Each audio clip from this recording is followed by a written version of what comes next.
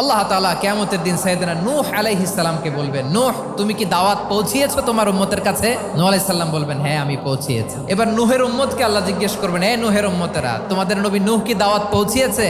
নূহের উম্মত বলবে, না আল্লাহ, কোনো দাওয়াতও আমরা পাই নাই, আপনারাও চিনি নাই, জান্নাতও চিনি নাই, জাহান্নামও চিনি নাই। নূহ আলাইহিস সালাম বিপদে পড়ে যাবেন। তখন আল্লাহ বলবেন, নূহ তোমার পক্ষে কোনো সাক্ষী আছে? নূহ আলাইহিস সালাম বলবেন, আছে। কে?